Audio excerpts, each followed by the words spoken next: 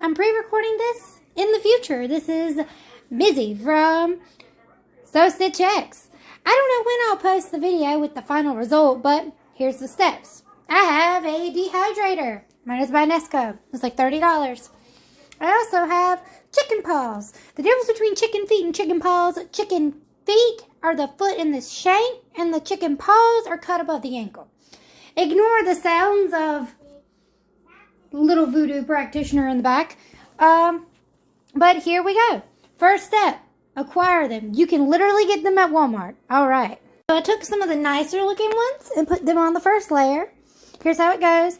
There was supposed to be a warning for animal parts, but if you didn't catch that from the name of the video, which should be pretty fucking specific, I'm sorry for you. If you don't like animal parts, move on. Frankly, I think it's nasty touching all these dead shit. I love dead shit, but I like bones. But here we go. And some of these are so pretty. Like, look at this little fella. Aw, this lady. This chunky lady over here. She looks so cute with her weird little nub. Setting them up to dry. And you will definitely want to wash your hands when you're done. But this is the first layer. All the pretty paws on the top layer, they good. I don't think it matters if they touch, because jerky touches and it like comes apart. I'm going to be doing this for 3 days, because that's what I was told I should do. If they come out and they have like, the couple of them have little weird spots. I don't know. I can't remember. I think they're on the bottom layer. I put the ones with the weird spots. But those I'll probably try for my dog, Pepper. It'll be an experiment because she usually has a bad reaction with poultry and other bird. However, this will be something new. And it's not exactly the same as the meat because it's the feet. So it might be different because she can have pig's ear, but I can't just give her pork or she'll have a field day. Excuse all the mess. So I have it set for meat, which is $160, and it's supposed to run for 3 days. Now, if I wanted a special like way for them to be shaped, I would need to bind them with some thread. I, however, really liked the shape that most of them were in. The ones that looked kind of bad also had weird spots, and so I'm probably just going to give them to Pepper as a dog treat anyway.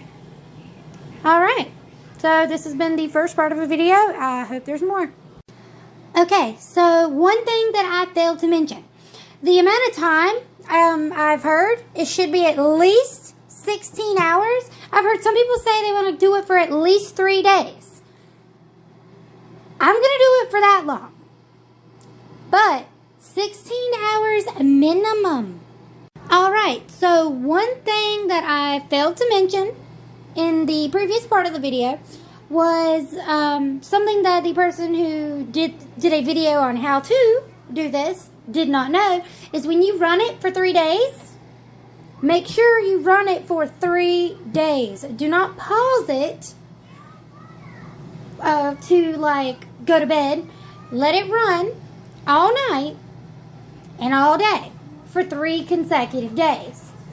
If you don't, you can get like mold or mildew or whatever growing in there. You can get some weird bacteria. Now that's going to mess up your magics. That's going to make somebody sick. That is not something you want to do.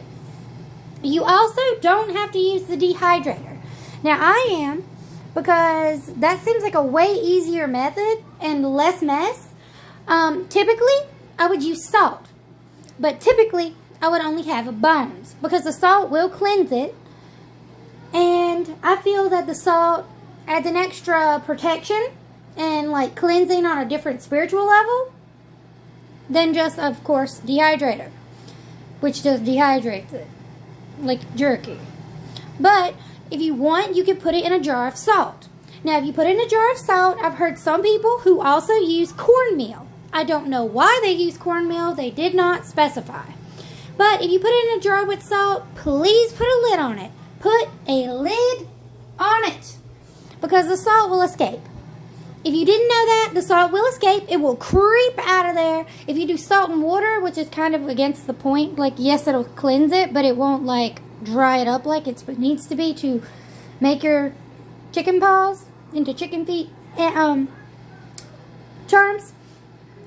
So I prefer if you did a dehydrator, or a just salt with a lid on it. But if you are doing random things like with bones or other stuff, like you can use salt and water in a jar. Just put a lid on it so it don't come creeping out. But yeah, that is one thing that I failed to mention earlier, and I wanted to point out. 3 days straight. 3. Don't cut it off at night. Leave it on. It will be fine. If you're really concerned about it, put it where you know it won't cause a major issue. You have things that run all day in your house. If you have that kind of an issue, have somebody check it. But realistically, it'll be fine. Okay? And these will be extra special for me because I am doing them on Christmas Eve, Christmas, and the day after Christmas. So this will be like extra charged by the holiday spirit. Whoa. And maybe I will even paint them on my birthday on the 28th. So we will see. Alright, if I just post this video as it is, then I hope to hear from you next time. Comment below if you make them. If not, if I decide to wait until I do the crafting portion of these little buggers, then cool. Catch you in just a few seconds. Bye. Hello everyone. So this is going to be part 2 of the chicken scratchers. So here you see, I have them set on the ground. The way you know they're done when they're done is you can tap them and they make a click click sound. These also have the toes. Here they are. They have had a round 1 and a round 2 of spray paint. Boop. I'm doing a shellac traditional finish, and sealer dries in minutes. Great for hobbies. This is clear. Let me just spray off into the distance. So essentially, I'm just going to coat them really good. I've already done a really good coat, so this is just like a good one. And that's just how that does. The next step that I will do is I will do another layer. On the other side, I'm going to flip them and do it. When you do this, make sure you're in a well-ventilated area. I am outdoors. Wear a mask if you can, which everyone should be able to. It's 2020 or 2021. God bless. And it is best if you wear gloves. I'm not wearing gloves because I never wear gloves when I paint, but whatever. So, alright, step 1. We'll see step 2 later. Okay. This is the part 2 video, and I will see you in just a moment. Alright, I'm back. So I am going to paint them all. This is the second coat. I'm going to do one more little spray on everybody, and then I'm going to store them. I am going to decorate them all different colors. But the reason why you use a shellac is because once you have dried the chicken feet, and they are good and crunchy, and they make that clicky clack sound, and you know they're done, they are a delicious treat for everything. Possums, foxes, raccoons, cats, dogs, anything you got in the neighborhood, and we have plenty. So yeah, just you cover it with the paint so that it's no longer a delicious treat that everyone wants to eat. Plus, once you add the colors, it adds the intimidation factor for protection and defense. Alright, see you soon. Alright everyone, so this has taken a lot longer than I would have thought, mostly because I ordered food and everything, but I'm just going to paint 2 or 3 of them. Like, I'm going to paint this guy with the black. So here it goes. First coat on this side. Okay, so first one. I think I liked that one. Which means I need to move you over there. Over there. Look at these little babies. Oh, look at that baby. This one's a silly one, but I like it. Okay, so if you were offended on the first part of the video where I'm like, this is some nasty ditch shit, then you would know that personally, I don't like the feel of flesh. I don't like the touch of it at all, in any way, shape, or form. It does not spark joy. And in this case, even in the case of the chicken feet, which is more of a food item, I guess, and a spiritual item, I do not like the feel. I don't like it with people. I'm very touch sensitive, and for the most part touch adverse, but it's more sensitive. I'm very particular about the feel, but I like to do my craft with my hands, and I like to touch the things. I don't like to wear gloves. I don't like that. I do when I'm working with like oils, or I just very delicately use a tool to apply it. I won't just touch it with my hands. I do not like the feel, which is why it's nasty when it's still flesh. Even if I think they're like, I still love each one of them as part of something I'm using, but I just don't like touching it. It's a thing. Now that they're dry, they're perfectly fine. Like, I have no quarrel. I love it now.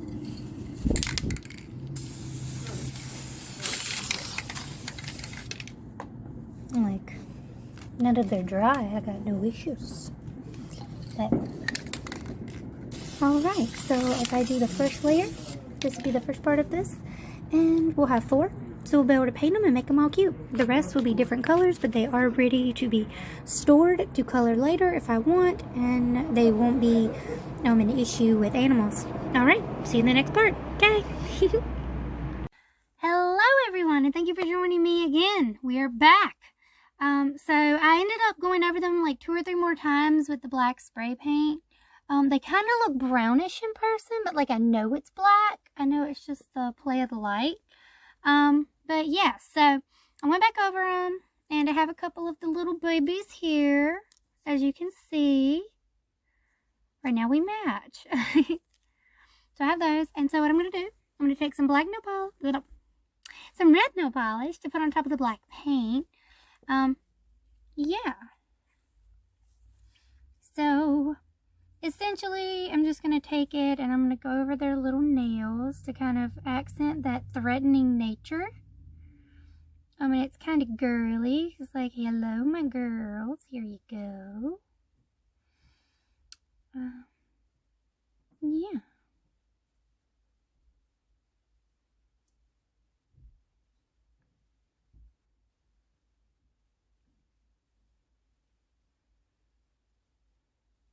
I'm going to get the underside of the nail too. I don't want this to be boring. But, so I'm going to paint the nail and the underside of the nail. So I get both sides, and this will just bring out that color, that threatening red. I'm going to make sure it's really nice and good on there.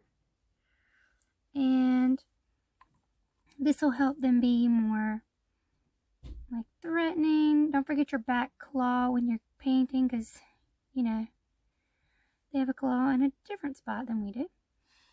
But yeah, that's all you gotta do is just paint your little claws, make sure they're all good. And then you can go back in later and draw some symbols and some little accents on the paw itself and in the palm to really add to the threatening nature. If you want to tie a satchel to it, a little some herbs for protection or for defense, that's completely up to you. I'm probably not going to. I might do some knot work on it with some red string. And I was thinking of tying like what looks like a tiny noose and putting it on the middle claw of one of them, kind of like a little ring, but with that other symbology, like it's bringing death to those who come at it. And just kind of sticking with that same theme of protection. And ta-da! Another one's done. But you don't have to do this with just black and red. I chose black and red because I decided I just wanted to do, this is a really good one. This is the one I'm going to put the noose around the middle claw. The reason why I decided to go with just black and red, I painted, I think I painted 7 of them total black, and the rest are just clear coat because I'm going to paint them in different colors later. Some people have been taught that you can only use them for protection or for defense, that you can't use them for money or for love or for anything. And I don't think that's necessarily true. Like, I think if you wanted to set up your claw, your little paw here, and do it as a blessing for protecting like your future of your family, and maybe say you intend to have children, and you can use this for like a prosperity for your family, or you can set up a protection overall. You could also set up a love drawing because, and I totally just messed that one up. This is why I don't even do my own nails. But essentially just set up a like money drawing, or for positivity, to protect your finances, do those kinds of things, and you just imbue it with the intent that you want. So if you really want it to bring you love, bring you luck, you can do that. I don't do a lot of those because my luck is normally pretty crappy, and I don't want to bring any more of my usual luck in. And when I do love, I usually ask for some specifics, and if it comes, it comes, and that's how that is. With these, I'm just going to do like for protection and let her be her bad self, as she is. And I'm just going to let them dry like that. I only did 3 of them right now. I do have them in sets because you typically want to do them in pairs. Just like a chicken has 2 feet, you typically want to have 2 of them. And you could go and like put them together, which for a love spell, you might do something like that, where they like go in together and they're like holding paws kind of. If you were to have shaped these beforehand, you could shape them so it's like the bird is flipping the bird, for more like the intimidation factor. You could also fold it so it's doing like a thumbs up for your good luck and doing like prosperity if you really wanted to. I feel like you could just do any number of things. I mean, there's 4 claws, but it's the same as any cartoon. You have enough to do a kind of thing. Maybe you want to do an I love you and give that to someone. And you just rock and roll. Like, that's cool too. Do what you want with your claw. Just bind it with twine before you put it into the dehydrator, and that's how you can get your different shapes. I just wanted the natural shapes and picked out the ones that I really liked. But yeah, that's all there really is to it, is just the general painting of it, and that's this process. I will probably show some more of this later, but for now, that's going to be all. If we have more questions, or if I paint more, I will do another video, and that will be a part 3. This is going to be part 2, but I'm going to include it in a part 1 and 2 together video, in case you want to watch it all the way through. Feel free to watch either. Alright, thank you guys so much for watching. Bye!